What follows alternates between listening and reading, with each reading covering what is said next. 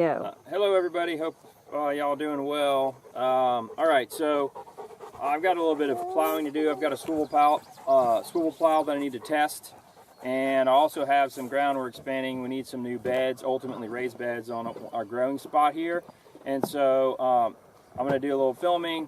I've already got a swivel plow video. I've also got a rotary plow video. Hey Joshua, quit messing with the camera, son. I've already got a video showing us plowing, but when I did this rotary plowing video like 2 or 3 years ago, I neglected to film the very first pass.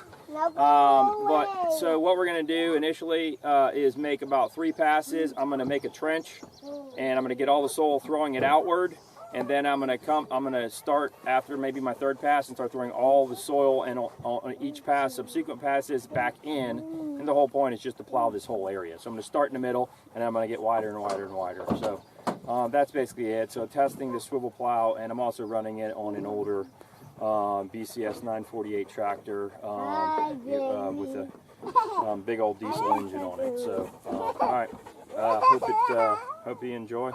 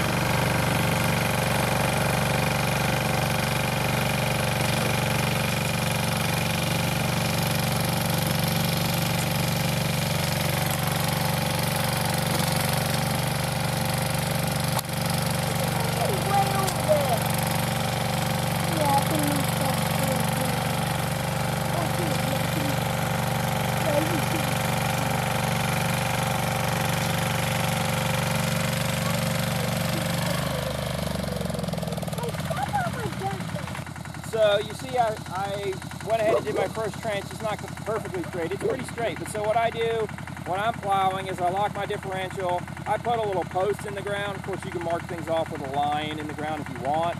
I don't do that, but I just put that post and I just sighted right at that post the whole time, and I get fairly straight. So, all right, now we're going to make a couple more passes, throwing soil outside again, and then ultimately, you see we're plowed at a pretty good depth here. I'm not maximum depth with the plow, by the way, but it could go a little deeper. But we'll widen it up, and then we'll start filling it all back in. All right.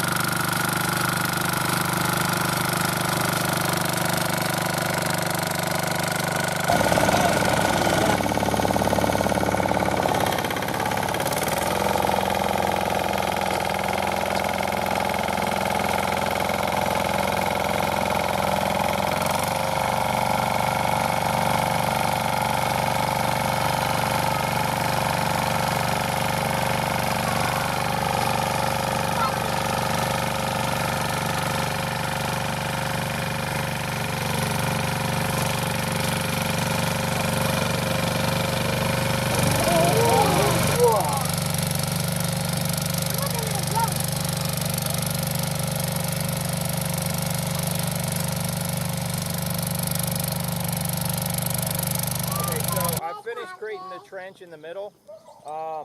Right here in the center, it might look like it's not plowed, but it is. The swivel plow was throwing, this is all just loose soil.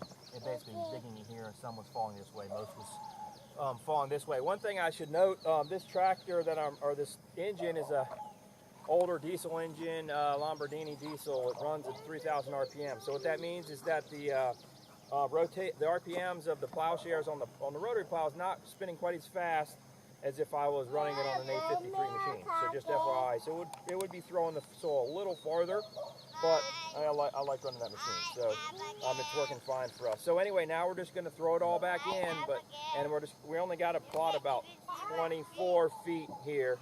So we're just going to widen it up, and then we got a bunch of watermelon seedlings to plant, which we're kind of way behind on. But anyway, all right. Finish this up.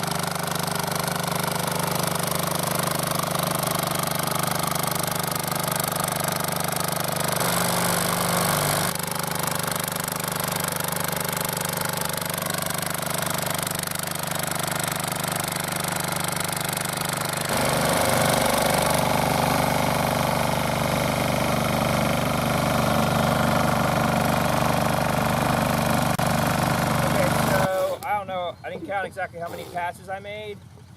Take a look at the bed.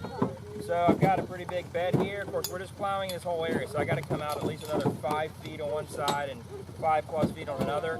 It appears I should have probably put my marker and actually measured, but that's okay, because I've got a little less room on this side and a little more room here, but they'll still get the job done. But so all I'm doing now is like making a pass down and back, almost kind of making big loops. And in doing that, I'm going to widen this up. And another thing to note, like soil is super deep. This is a heavy clay soil, by the way, but it's really deep now. Of course, it's going to sink, settle over time. But I could have done this with a tiller, but it's like, to me, that'd be like beating my head against the wall. It's so easy for me to come through here with this rotary plow and it gets such deep work soil. Yes, it goes slower and it's not as wide as the tiller, except with this heavy clay and the grass that's in here, I would get all these clay chunks stuck to the bottom of the tiller. I'd have them stop over and over, pull the junk off. It's just so slow, and this is really easy. You might see a few points in the video where the machine shakes or something because I've hit a really big rock, and there's a couple stumps because there's a few trees in this fence line here. But other than that, I'm just really, I use a little bit of muscle at times to help it stay in the ditch. But mostly it just stays in the ditch, so it's like really easy. And I'd rather just casually walk along with it, plowing, versus spending all the energy to till. So just nothing wrong with tilling, but for breaking new ground, this is so easy. Of course, if you got someone with a big four-wheel tractor, then they can come in and break the ground, by all means do that. But okay, we'll finish this up.